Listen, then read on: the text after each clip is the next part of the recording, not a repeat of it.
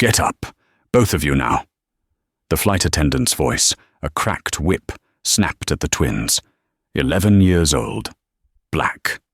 Fear tightened their grip on purple backpacks, straight-A gifts from their CEO dad. Claire Matthews, name tag glinting, yanked Olivia's arm. A cry. Gasps rippled through first class. Claire, fueled by prejudice, saw only intruders. What she didn't know, couldn't possibly fathom in her petty reign of terror, was that these weren't just any kids. These were Ethan Johnson's daughters. Skyrise Airlines, his company, his face on her paycheck. He was mere yards away, closing a $20 billion deal. He wouldn't close it. Not now. 17 minutes. That's all Claire had left before a father's quiet promise of protection became a storm. "Both of you now." The flight attendant's voice cracked like a whip across the first-class cabin, her finger pointing at two terrified 11-year-old black twin girls like she was directing trash to be removed. The sound of her hatred was so sharp, so vicious, that even the hardened business travelers in surrounding seats flinched. Olivia and Sophia Johnson, identical in their fear, if not their features, clutched each other's hands so tightly their knuckles turned white, their matching purple backpacks, gifts from their father for making straight A's all semester, still held protectively against their chests. I said, "Get up." The flight attendant, whose name tag read Claire Matthews, grabbed Olivia's arm with such force that the child cried out in pain. The entire first-class cabin gasped as one collective entity watching this grown woman physically yanking an 11-year-old from her legally purchased, properly assigned seat. Sophia tried to protect her sister, throwing her small body between them. But Claire simply grabbed both girls, her manicured nails digging into their arms as she pulled them toward the aisle. Phones rose like weapons of justice, recording every second of this assault on innocence. Passengers shouted in outrage, some standing, some calling for the captain. But Claire Matthews had the authority of her uniform and the power of her prejudice, and she wielded both like clubs against these two children whose only crime was existing while black in a space she believed belonged to people who looked like her. What Claire Matthews didn't know, what would transform her from predator to prey in exactly 17 minutes, was that these weren't just any children. These were the daughters of Ethan Johnson, Chief Executive Officer of Skyrise Airlines, the very company whose logo was emblazoned on the side of this aircraft, whose signature appeared on Claire's paychecks, whose vision for inclusive aviation she was currently destroying with her bare hands. And Ethan Johnson wasn't in some distant city. He wasn't unreachable in some foreign country. He was exactly 473 yards away, sitting in a glass-walled boardroom in Terminal 3, conducting a meeting with the Secretary of Transportation and 3 international aviation executives about a $20 billion expansion that would make Skyrise the largest airline in North America. In 17 minutes, Ethan Johnson would walk away from that deal, from that boardroom, from any pretense of corporate civility, and he would storm onto this aircraft like the wrath of God himself. What would happen next would be live-streamed to 40 million people, would spark protests in 17 cities, would lead to congressional hearings, and would fundamentally change how airlines treat children of color forever. But right now, at this moment, all Olivia and Sophia knew was terror. All they knew was that the special trip their father had arranged to celebrate their academic achievements was turning into their worst nightmare. All they knew was that sometimes being excellent students, being well-behaved children, being everything society told them to be still, wasn't enough when your skin was the wrong color in the wrong place, according to the wrong person. Welcome to Black Triumphant Channel. Every story we share is more than just drama. It's a reminder of strength, resilience, and justice. If you believe in celebrating black excellence and standing against injustice and prejudice, hit that like and subscribe button right now. We would like to know where you are watching from, and what time is it for you right now in the comment. The morning had started with such promise that even Chicago's notorious February weather seemed to celebrate with the Johnson family. The sun had broken through the perpetual grey, casting golden light across the penthouse apartment where Ethan Johnson lived with his twin daughters, transforming their breakfast table into something from a fairy tale. Olivia and Sophia had been awake since 5:30, too excited to sleep. Today wasn't just any trip. It was their reward for achieving something remarkable. Both girls had not only maintained straight A's throughout the fall semester at Preston Academy, Chicago's most prestigious private school, but they had also won first and second place in the National Young Scientists competition. Olivia's project on sustainable water filtration could revolutionize how developing nations accessed clean water. Sophia's research on using music therapy to help children with autism had already attracted attention from major medical journals. At 11 years old, the Johnson twins were already showing the brilliance that would likely carry them to extraordinary futures. But their father, Ethan Johnson, knew that brilliance without confidence, without experiences that showed them they belonged in every room they entered, would be wasted. That's why this trip mattered so much. Ethan Johnson's own journey to becoming CEO of Skyrise Airlines had been anything but smooth. Born in Inglewood, one of Chicago's most challenged neighborhoods, he had grown up in a 2-bedroom apartment with his mother and 3 siblings, where gunshots were more common than good news. His mother, Patricia, had worked 3 jobs to keep them fed and in school, instilling in Ethan a work ethic that bordered on obsession.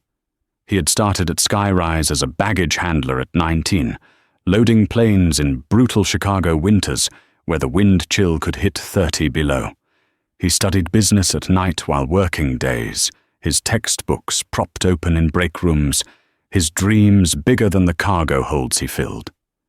28 years later, he had risen through every rank: customer service, operations, management, executive positions, until the board had no choice but to recognize that the best person to lead Skyrise Airlines was the man who had literally worked every job in the company. Now at 47, Ethan Johnson was one of only 3 black CEOs running major airlines globally. His appointment had been controversial, not because he wasn't qualified, but because his vision for Skyrise challenged everything the industry had accepted as normal. He wanted an airline that treated every passenger with dignity, regardless of their economic class. He wanted families to feel welcome, not merely tolerated. He wanted children, especially children of color, to see air travel not as a luxury they might one day afford, but as a normal part of their lives. That's why he had arranged this trip for Olivia and Sophia. They would fly first class to Orlando, spend 5 days at a scientific conference for young achievers, present their research to actual Nobel laureates, and return, knowing that they belonged in any room, any seat, any space their dreams could take them. "Remember," Ethan said that morning, adjusting Sophia's collar while Olivia double-checked her presentation materials. "You earned this. Not because you're my daughters, but because you worked harder than everyone else. You studied when others played. You researched when others relaxed. You achieved it when others just attempted." The girls had heard versions of this speech their whole lives. Their father's expectations were high, but his support was absolute. When their mother Claire had died in a car accident when they were just 3, Ethan had become both parents, somehow managing to run a major corporation while never missing a school play, a science fair, or a bedtime story. "Dad, we know," Olivia said, her voice carrying the patient exasperation of a pre-teen who had heard the same message many times. "We're Johnson girls. We don't just show up. We show out. That's my baby, Ethan laughed, pulling both girls into a hug that smelled of his expensive cologne and the coffee he'd already had 3 cups of. Now, let's go over the plan one more time. The plan was simple. Ethan would drive them to O'Hare, get them checked in for Flight 447 to Orlando, see them to security, then head to his board meeting in Terminal 3. The girls would fly, accompanied by Patricia Williams, a family friend and retired teacher who had known them since birth. But Patricia had called that morning with food poisoning, unable to travel. "We can go alone, Dad," Sophia had insisted. "We're 11, not babies. We know how to fly." Ethan had hesitated. The girls had flown dozens of times, always with him or another adult.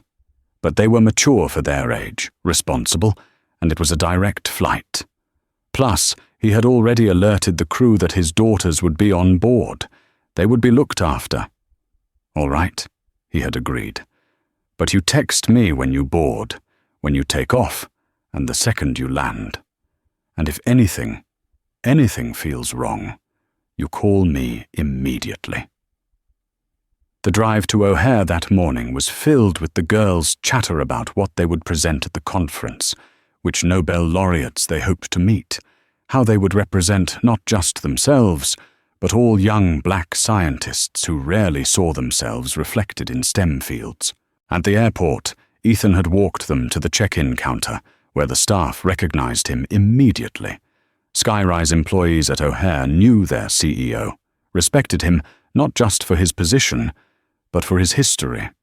Many remembered when he was one of them, handling bags, deicing planes, working alongside them in the trenches of aviation service.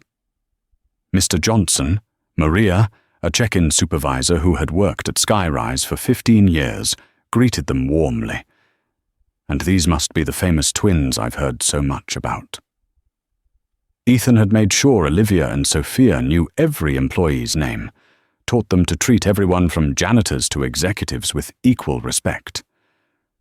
The girls shook Maria's hand, thanked her for her help, and waited patiently as their first-class tickets were processed. Seats 2A and 2B, Maria confirmed. First class, just like their daddy. She winked at the girls. "You young ladies have a wonderful flight. The crew has been notified you're traveling alone, and they'll take extra good care of you.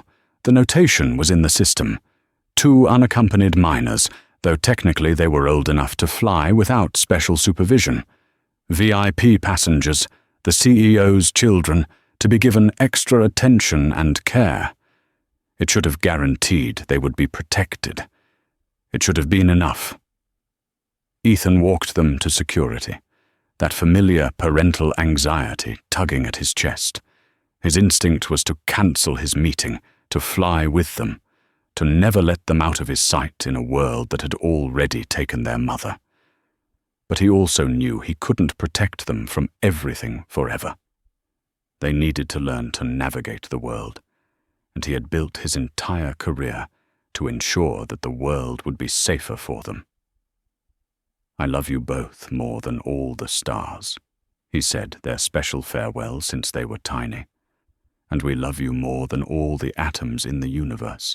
They replied in unison, their traditional response. Ethan watched them go through security, their purple backpacks bouncing, their heads held high with the confidence he had spent 11 years building in them. They turned back once to wave, and then they were gone. Swallowed by the terminal's morning crowd, he stood there for a moment longer than necessary, that parental instinct whispering warnings he couldn't quite articulate. Then his phone rang. The Secretary of Transportation was arriving early, and Ethan had to push down his anxiety and transform back into the CEO, who was about to negotiate the biggest deal of his career. The girls made their way to Gate B14, stopping briefly at a bookstore where they each picked out a new novel for the flight, then buying matching unicorn-themed neck pillows that made them giggle with delight. They were children, after all, brilliant and accomplished, but still 11 years old, still finding joy in small, silly things. At the gate, they presented their boarding passes to Kevin, a young gate agent who did a double take at their first-class tickets. "Wow, first class. You girls must be pretty special. We're scientists," Sophia said proudly. "We're going to present our research in Orlando." "Scientists? That's amazing." "Well, scientist sisters, you're welcome to board with our first-class passengers." They were the first to walk down the jet bridge, their excitement bubbling over as they entered the aircraft. The first-class cabin of the Boeing 737-900 was everything they had imagined. Wide leather seats, individual screens, real glasses instead of plastic cups. Their father had flown them first class before, but never alone. Never as recognition for their own achievements. They settled into seats 2A and 2B, Olivia taking the window as the older twin by 7 minutes, a privilege she never let Sophia forget. They stowed their backpacks carefully, buckled their seat belts, and pulled out their phones to text their father as promised. On the plane, "Seats are amazing, thank you, Daddy."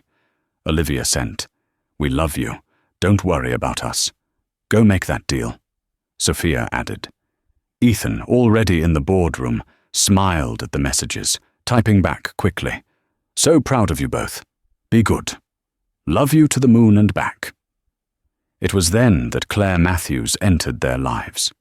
If you're already feeling protective of these brilliant young girls, hit that subscribe button right now, because what happens next will test your faith in humanity, while ultimately restoring it in the most powerful way. Do you remember the first time you felt truly proud of a special achievement? Claire Matthews had been having a particularly bitter morning, the kind that seemed to validate every resentment she had been nursing for the past 5 years since Ethan Johnson had become CEO. In her mind, Skyrise Airlines had been better before all the diversity initiatives, before the inclusion training sessions she was forced to attend, before people like Ethan Johnson could tell people like her what to do. At 45, Claire had been with Skyrise for 19 years. She remembered when first class meant something, when it was a space for what she called quality passengers, by which she meant white, wealthy, and willing to acknowledge her authority with appropriate difference. The changing demographics of air travel, the more inclusive policies Ethan had implemented, the sight of people who didn't look like her in premium cabins, it all fed a rage she barely kept contained beneath her professional smile. That morning, she had received another email about mandatory sensitivity training, triggered by a complaint filed against her 6 months ago, when she had made a Mexican family move from first class to coach, claiming their tickets were suspicious. The investigation had found no wrongdoing on the family's part, and Claire had been given a warning. One more incident, the email reminded her, and she would face serious consequences. She deleted the email with a sneer. They could force her to attend their training, but they couldn't force her to believe their propaganda. She knew what belonged in first class and what didn't, regardless of what some diversity hire CEO thought. When Claire entered the aircraft for pre-flight checks, her mood was already venomous. She moved through first class, ensuring everything was in place. When she saw them, 2 black girls, clearly twins, sitting in 2A and 2B like they owned the place. Their purple backpacks, their excited chatter, their very presence in her domain ignited something ugly in Claire's chest. She immediately approached Jennifer, the younger flight attendant, assigned to first class with her. "Did you see who's in 2A and 2B? Jennifer, 28 and still idealistic about her job, looked over. The twins, they're adorable. They were so polite when they boarded. "Adorable," Claire repeated, her voice dripping with disdain. "First class isn't a daycare. I don't care how adorable they are. They have valid tickets," Jennifer said carefully, already sensing danger in Claire's tone. "They're flying alone to some science conference. They're actually really impressive." One of them was telling me about her research. I don't care if they're going to accept a Nobel Prize, Claire interrupted. First class isn't for kids like that. The phrase hung in the air, its meaning unmistakable. Jennifer felt uncomfortable but didn't know how to respond to her senior colleague. She had heard rumors about Claire, whispers about her attitudes, but this was her first time witnessing it directly. As more passengers boarded, Claire positioned herself where she could watch the twins, her disapproval radiating like heat from a furnace. She noted every movement they made, every word they spoke, cataloguing perceived infractions that existed only in her prejudiced imagination. When Olivia pulled out her phone to take a selfie with Sophia, both girls making peace signs and grinning, Claire saw inappropriate behavior. When Sophia asked Jennifer for a glass of water before takeoff, Claire saw entitlement. When both girls laughed at something on Olivia's phone, Claire heard disruption. A businessman in 3A, Thomas Wright, noticed Claire's intense focus on the twins. He had seen that look before. He was old enough to remember when it had been directed at him as one of the first black students at Harvard Business School. He made a mental note to keep watching. "Excuse me," Claire said, approaching the twins with a smile that didn't reach her eyes. "Are you girls traveling alone?" "Yes, Mum," Olivia responded politely, just as her father had taught her. "We're going to Orlando for a science conference." "How nice," Claire said, her tone suggesting it was anything but. "And you're in first class?" "Yes, Mum," Sophia chimed in. "Our dad got us these tickets as a reward. We both got straight A's and won a national science competition." "Your dad," Claire repeated. "And what does your dad do so that he can afford first-class tickets?" The question was inappropriate, invasive, and clearly motivated by assumptions about what black families could or couldn't afford. Several nearby passengers shifted uncomfortably. "He works for the airline," Olivia said simply, not wanting to reveal her father's identity, but also not wanting to lie. Claire's eyes narrowed. She assumed the girls meant their father was a baggage handler or maybe a gate agent who had somehow gotten discount tickets. The idea that these children were flying on employee benefits in her first-class cabin made her even angrier. "I see," she said coldly. "Well, make sure you behave yourselves. First class has standards." She walked away before the girls could respond, leaving them confused and suddenly anxious. The excitement they had felt boarding the plane was beginning to curdle into something else. That familiar feeling that every black child eventually recognizes the sense that your presence is being questioned, your right to exist in a space challenged. "Did we do something wrong?" Sophia whispered to her sister. "No," Olivia said firmly, though her voice wavered slightly. "Dad says some people are just unhappy and they try to make others unhappy too. We're exactly where we're supposed to be." But Claire wasn't done. She went to the cockpit and knocked on the door. Captain Richardson, a veteran pilot with 25 years of experience, listened as Claire expressed her concerns. "There are 2 unaccompanied minors in first class," she said. "I'm not sure they belong there." "What do you mean you're not sure they belong there?" Captain Richardson asked, his tone suggesting he already suspected where this was going. "Their tickets seem suspicious. 2 young girls with first-class tickets. It doesn't add up. Did you check their boarding passes?" "Well, yes, but then if their boarding passes are valid, they belong there," the captain said firmly. "Is there an actual problem, or are you just uncomfortable with children in first class?" Claire's face flushed. "I'm uncomfortable with potential security issues." 2 11-year-old girls are a security issue. Captain Richardson's voice had gone cold. "Claire, I'm going to pretend this conversation didn't happen. Those passengers have valid tickets. They will be treated with the same respect as every other first-class passenger. Is that clear, Crystal?" Claire said through gritted teeth. But as she returned to the cabin, her humiliation in the cockpit only fueled her rage. How dare the captain dismiss her concerns?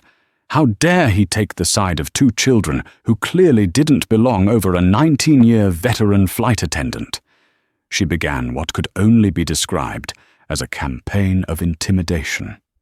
Every few minutes, she would walk by the twin seats, staring at them with undisguised hostility. When Sophia asked for a pillow, Claire brought one, but dropped it in her lap with unnecessary force. When Olivia requested a menu, Claire told her first class didn't have kids' meals, even though no such restriction existed.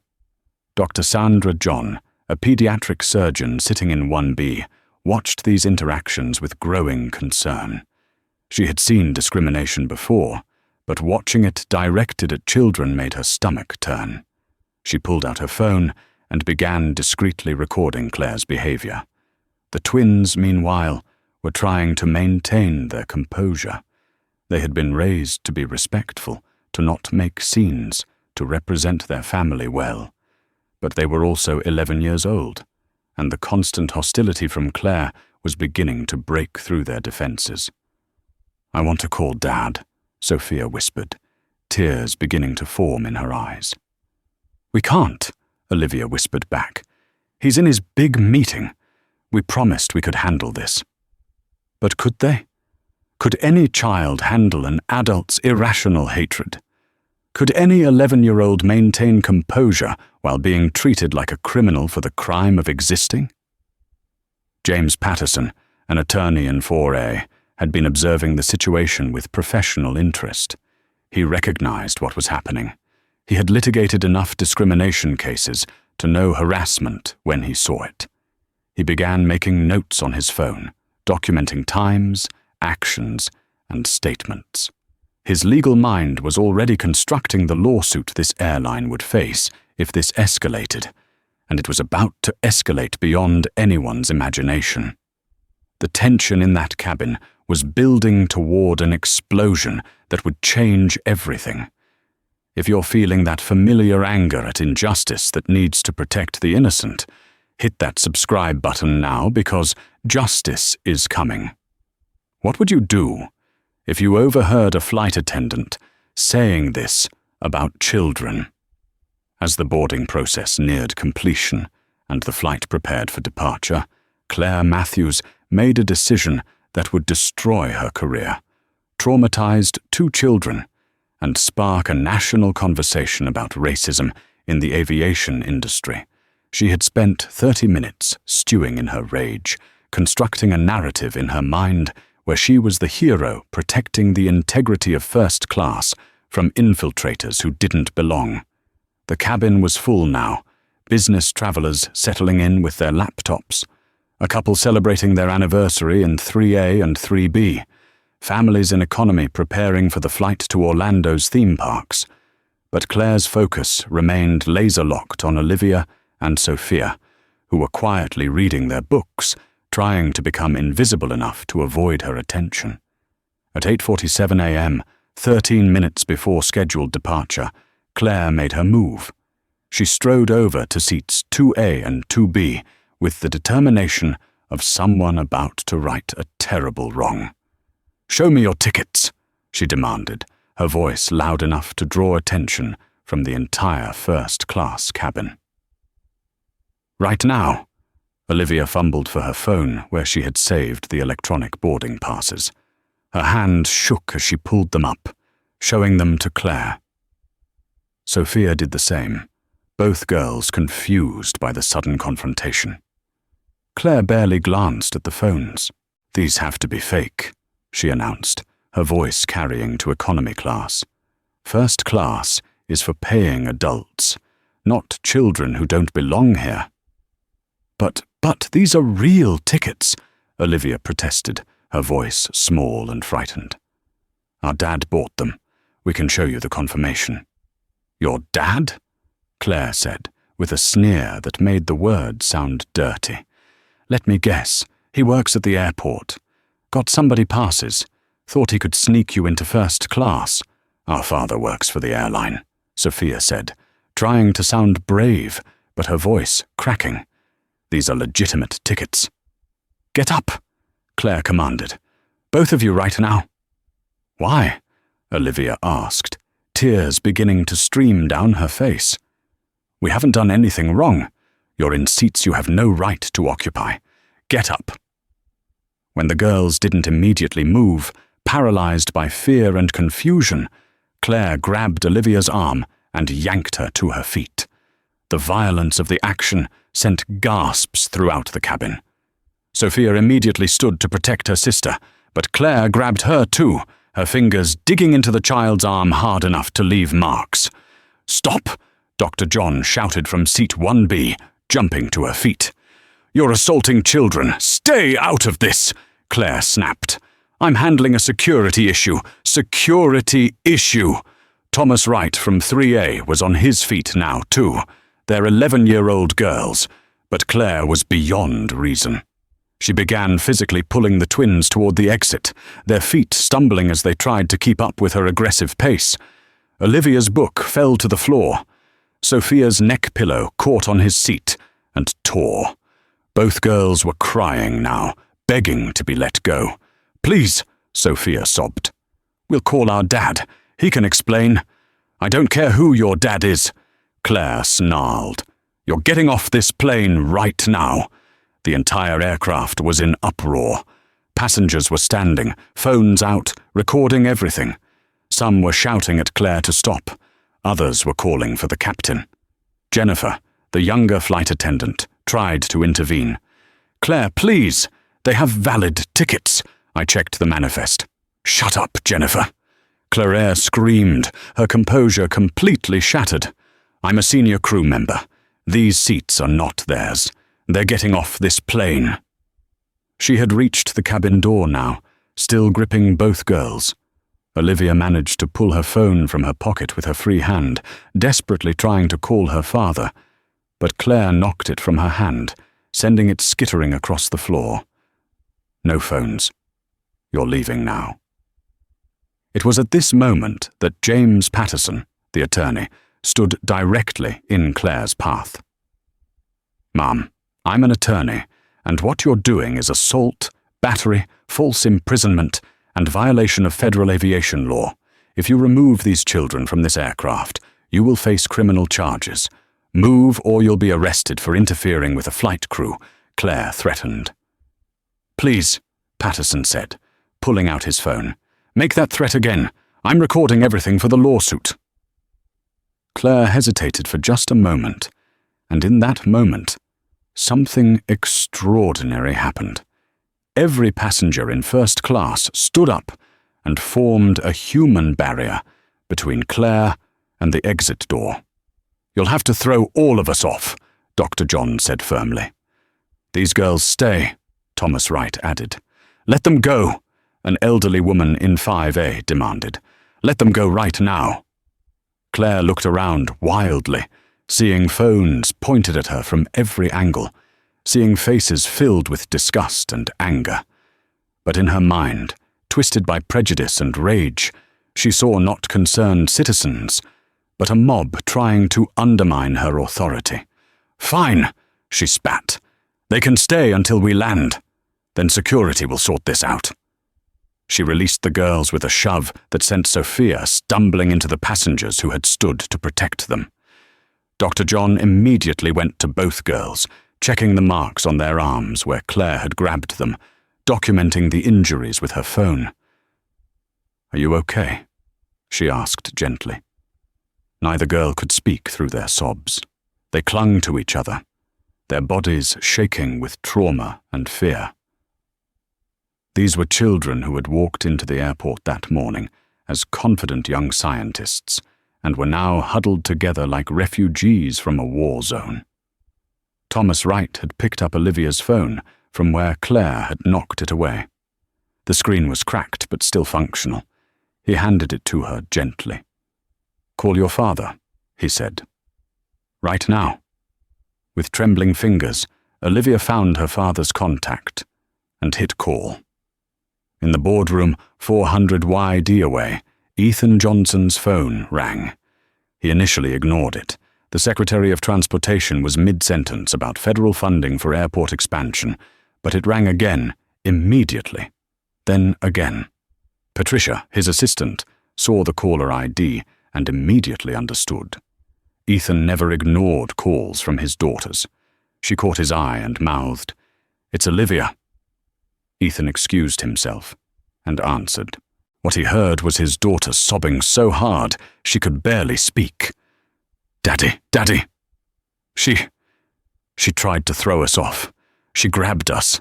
She heard us. "Please come, please. Where are you?" Ethan's voice had gone deadly quiet. "On the plane, the flight attendant." She said, "We don't belong. Daddy, please." Ethan could hear other voices in the background, passengers shouting, someone crying. "Sophia," he realized, and cutting through it all, a woman's voice screaming about rules and authority. "I'm coming," he said. "Right now. Don't move. Don't leave that plane. Daddy's coming." He hung up and turned to the room full of executives and government officials. His face had transformed from the polished CEO to something primal, something dangerous. "Someone just assaulted my daughters on one of our planes," he said, his voice carrying the kind of controlled fury that made everyone step back. "This meeting is over." The Secretary of Transportation stood immediately. "Ethan, what can we do?" "You can witness what happens when someone hurts my children," Ethan replied, already moving toward the door. His entourage, assistants, security, legal counsel, scrambled to follow him.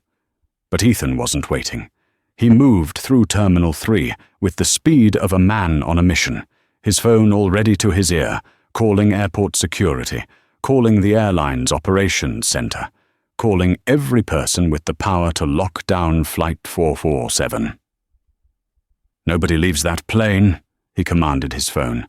"I don't care if you have to park trucks on the runway. That plane doesn't move until I get there." Back on the aircraft, Claire had retreated to the galley, but she wasn't done. She got on the cabin intercom.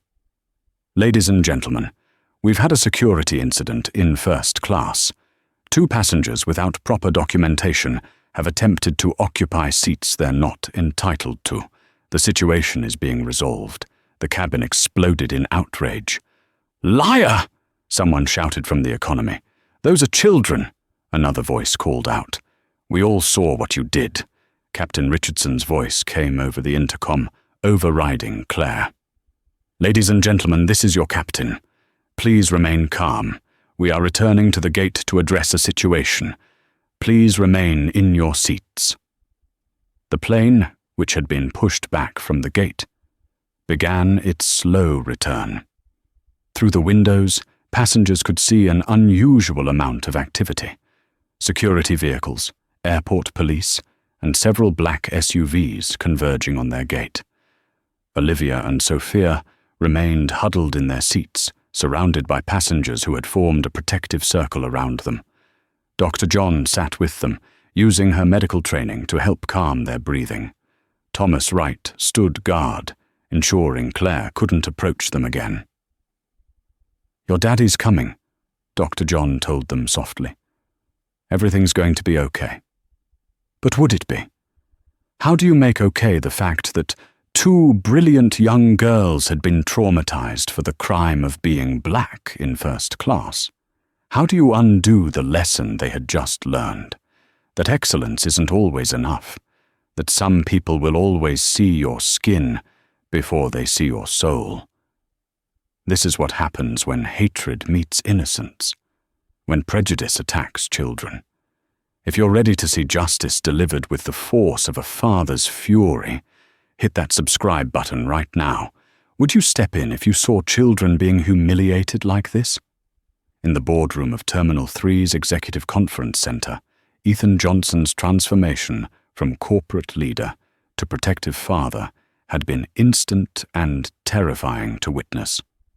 The Secretary of Transportation, Janet Holden, had seen many powerful people in crisis, but the look that crossed Ethan's face when he heard his daughter's terrified voice would haunt her for years. The meeting had been 18 months in the making. The expansion deal would revolutionize American aviation, creating 10,000 jobs and positioning Skyrise as a global player. The international executives from London, Tokyo, and Dubai had flown in specifically for this signing. The contracts were on the table, the pens ready, the photographers waiting outside to capture the historic moment. None of it mattered now. Ethan had taken 3 steps toward the door when Patricia, his assistant, held up her tablet. "Sir, it's already online. Someone's live streaming from the plane." Ethan stopped, took the tablet, and watched 15 seconds of shaky footage showing Claire Matthews dragging his daughters toward the exit while they sobbed and begged. His jaw clenched so tight that everyone in the room could hear his teeth grinding. Mr. Johnson, one of the Dubai executives, said carefully, "Perhaps we should postpone. My 11-year-old daughters are being assaulted on one of my planes by one of my employees," Ethan said, his voice deadly calm. "There will be no postponement. There will be no rescheduling.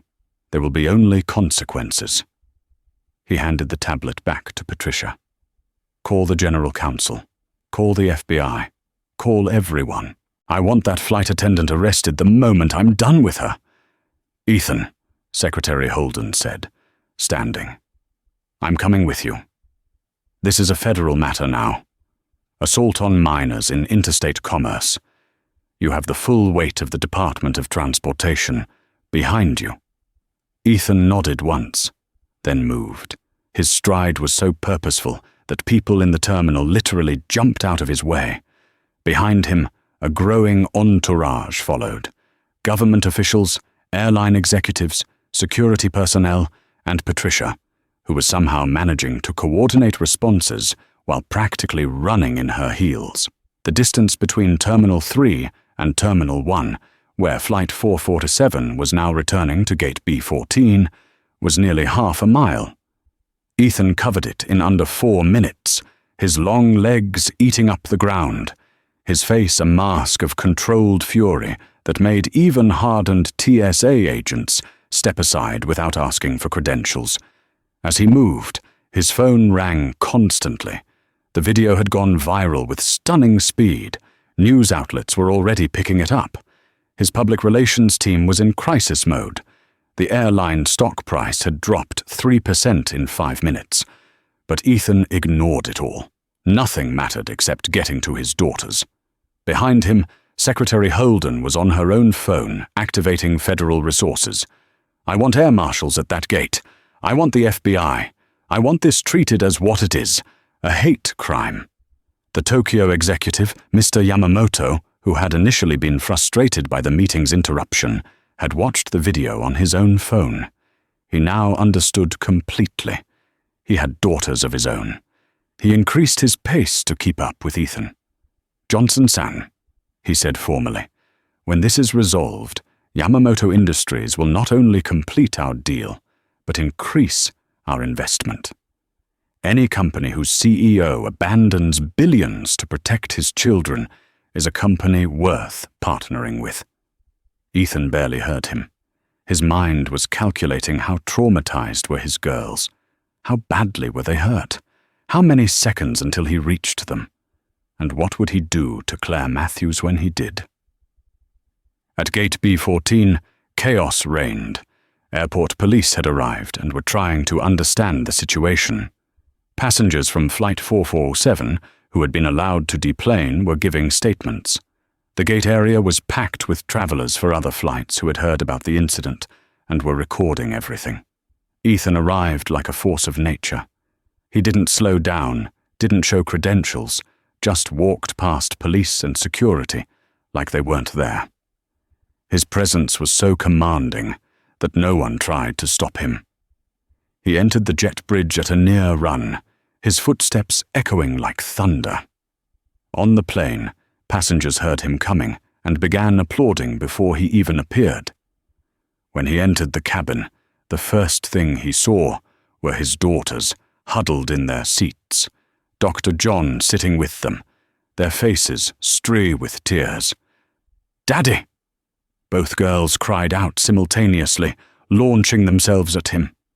Ethan dropped to his knees and caught them, pulling them against him, feeling them shake with residual terror. For a moment, he just held them, his large frame completely enveloping their small bodies, creating a shelter where nothing could hurt them. "I'm here," he whispered. "Daddy's here. You're safe now." He pulled back slightly to examine them, saw the marks on their arms where Claire had grabbed them, saw the trauma in their eyes that no child should ever carry. Something inside him, something he had kept controlled his entire professional life, finally snapped. He stood slowly, his daughter still clinging to his sides, and turned to face Claire Matthews, who stood frozen by the galley, her face white with the realization of who she had been terrorizing. "You," he said, his voice so quiet that people strained to hear. "You put your hands on my daughters." Mr. Johnson," Claire stammered. "I didn't know they were." "If they weren't my daughters, would that make it acceptable?" Ethan asked, gently disentangling himself from the girls and moving toward Claire with the measured pace of a predator. "If they were just any black children, would throwing them off the plane be appropriate?" Claire backed up until she hit the galley wall. There was nowhere to go. Ethan stood before her, 6'3" in of paternal fury, and the entire cabin held its breath. "You traumatized 2 11-year-old girls. You physically assaulted them. You tried to throw them off this plane because they were black children in first class, and you didn't think they belonged. That's not, I was just the rules."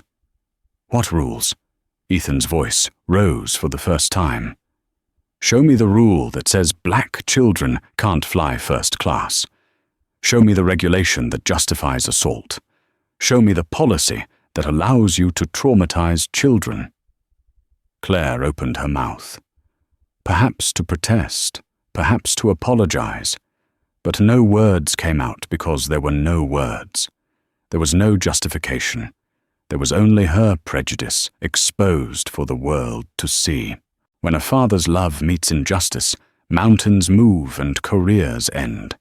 If you need to see this woman face consequences, hit that subscribe button, because what happens next will be remembered forever. If you were Ethan, would you abandon $1 billion deal to protect your children? The sound of Ethan Johnson's palm connecting with Claire Matthews' face echoed through the aircraft cabin like a gunshot. The slap was so powerful, so unexpected, that for a moment, time seemed to freeze. Claire staggered backward, her hand flying to her cheek, her eyes wide with shock and disbelief. The red handprint began forming immediately, a physical manifestation of consequences she never imagined facing. The cabin erupted in chaos. Some passengers gasped in shock. Others burst into spontaneous applause. Phones captured everything, broadcasting the moment live to millions around the world. But Ethan wasn't done. Not even close.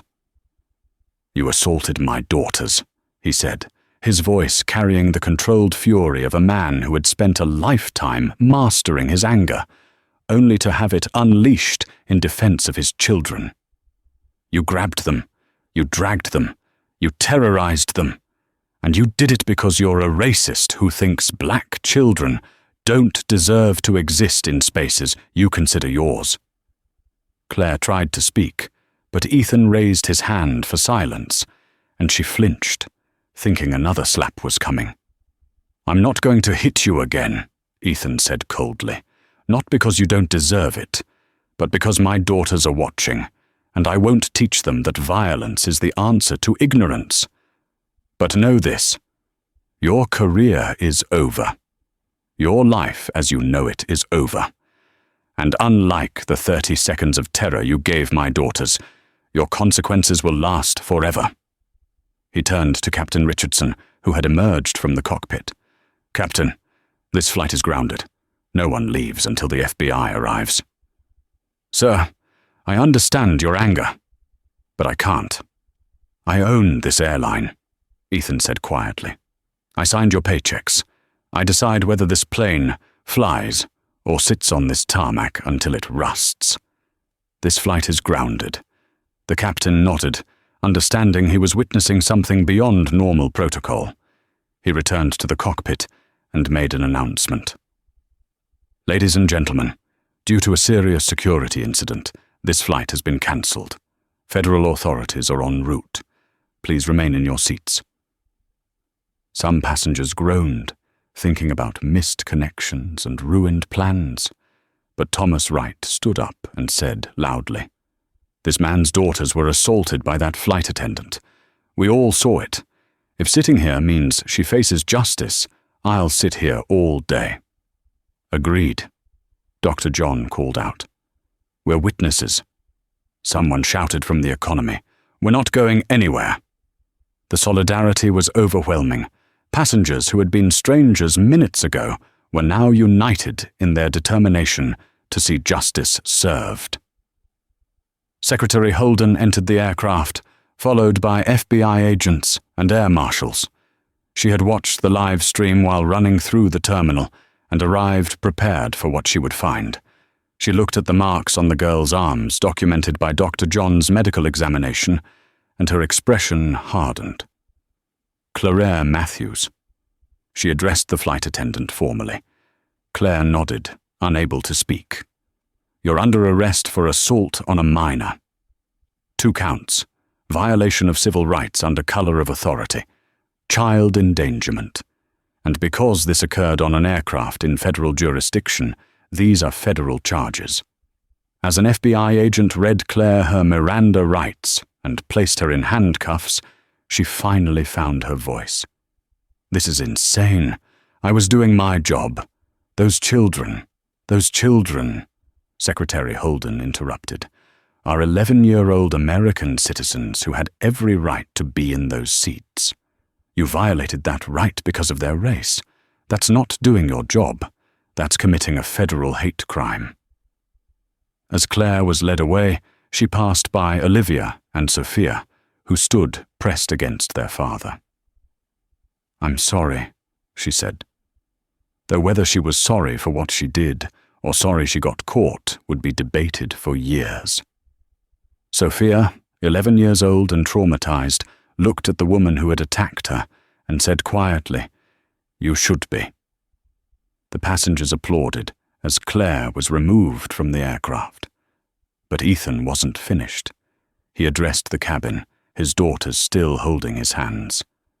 "Every person here who stood up for my daughters, who recorded this injustice, who refused to be silent, thank you. You represent what's best about humanity. You proved that good people still outnumber bad ones." He looked at Jennifer, the young flight attendant who had tried to stop Claire. "You showed courage in standing up to his superior. Effective immediately, you're promoted to senior flight attendant with a 50% raise. You'll also lead our new anti-discrimination task force." Jennifer's eyes filled with tears. "Thank you, sir. I'm so sorry I couldn't stop her sooner." "You tried," Ethan said. "That's more than most would do." He then turned to address the passengers again. "Everyone on this flight will receive a full refund and a lifetime gold status with Skyrise Airlines. It's the least I can do for people who protected my children when I couldn't." "We don't need rewards for doing the right thing," Dr. John said. "No," Ethan agreed, "but you deserve them anyway." His phone rang. It was the President of the United States. Ethan had served on several federal aviation committees, and the President had been briefed on the incident. "Ethan," the President said, his voice carrying over the speakerphone so the girls could hear, "I just watched what happened. I'm disgusted and angry. I want you to know you have the full support of my administration in pursuing justice." "Thank you, Mr. President," Ethan replied. "But I don't need political support. I need systemic change." "Then make it," the President said. You have the platform, the moral authority, and now, unfortunately, the personal experience. Change the industry, Ethan. Make sure this never happens again.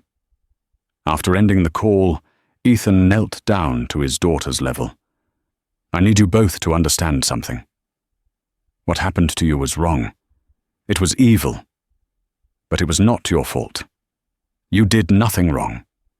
You belong in first class. You belong in any class. You belong wherever your dreams take you. But Dad, Olivia said, her voice small. What if it happens again? Then we fight again, Ethan said firmly. We fight until people like Claire Matthews are extinct. We fight until every child, regardless of their skin color, can fly without fear. Justice has been served, but the fight for change has just begun. If you believe in protecting all children, if you stand against discrimination, hit that subscribe button and join this movement for justice. Do you think Ethan was right to react this way? Or should he have handled it differently? Within 3 hours of Claire Matthews being led away in handcuffs, the video of Ethan Johnson slapping her had been viewed 70 million times across all platforms. The incident had transcended a simple assault case to become a global conversation about racism, parental protection, and justice. News outlets from CNN to BBC to AIza were covering the story. The hashtag Justice for the Johnson twins was trending in 47 countries. Ethan sat in a Skyrise Airlines conference room that had been converted into a crisis management center. His daughters were with him, unwilling to leave his side, curled up on a couch with blankets and hot chocolate that staffers had brought. They were safe, but the trauma was evident in how they jumped at sudden noises, how they clung to each other, how their confident spirits had been dimmed by one woman's hatred. The airline's public relations team was in overdrive. The stock had dropped 12% in 3 hours. Major corporate clients were calling, some supportive, others concerned about the viral video of their CEO striking an employee. The board of directors was demanding an emergency meeting, but Ethan's priorities were clear. I don't care about the stock price, he told his CFO over the phone. I don't care about the board's concerns. I care about my daughters and the thousands of other children who face this discrimination every day. Within hours, Ethan held a press conference. He stood at the podium with Olivia and Sophia beside him, their presence a powerful reminder that this wasn't about corporate politics, but about children's safety and dignity. Today, my daughters were assaulted by an employee of this airline. Ethan began, his voice steady but emotional. They were traumatized, humiliated, and physically hurt because a flight attendant believed black children didn't belong in first class. This is unacceptable. It's evil, and it ends now. He announced sweeping changes, mandatory anti-racism training for all employees, not optional seminars, but intensive programs with real consequences for failure. Any employee with a history of discrimination, complaints would be reviewed and potentially terminated. A new zero-tolerance policy for discrimination would be implemented immediately. But that's not enough, Ethan continued. I'm establishing the Johnson Twins Foundation, funded with $10 million of my personal money, to provide legal support for any child who faces discrimination while traveling. No family should have to go through what we went through today. A reporter raised her hand. Mr. Johnson, do you regret slapping Claire Matthews? Ethan paused, looked at his daughters, then back at the cameras. I regret that we live in a world where a father has to physically defend his children from racist attacks. I regret that my daughters had to experience such hatred, but protecting my children, never. I would do it again in a heartbeat. The response was immediate and overwhelming. Other airline corps called to express support and announce their own anti-discrimination initiatives, not wanting to be seen as behind the curve. Civil rights organizations praised Ethan's response while carefully noting that violence should not be the answer to prejudice. Parents across the country shared their own stories of their children facing discrimination. Claire Matthews, sitting in federal custody, awaiting her bail hearing, watched the press conference on a small television. Her lawyer, a public defender named Robert Clemens, sat beside her. "The whole world hates me," she said quietly. "You assaulted 2 children on a live stream," Clemens replied bluntly. "What did you expect?" "I thought they didn't belong." "Based on what? Their age or their race?" Claire couldn't answer. The truth was too ugly to speak aloud. Meanwhile, support for the Johnson twins poured in from around the world. Letters, gifts, and messages arrived at Skyrise headquarters by the thousands. Nobel laureates from the conference they were supposed to attend sent video messages telling the girls they were invited as honored guests whenever they felt ready to attend. Dr. Mae Jess, the first black woman astronaut, sent a personal letter to Olivia and Sophia. "You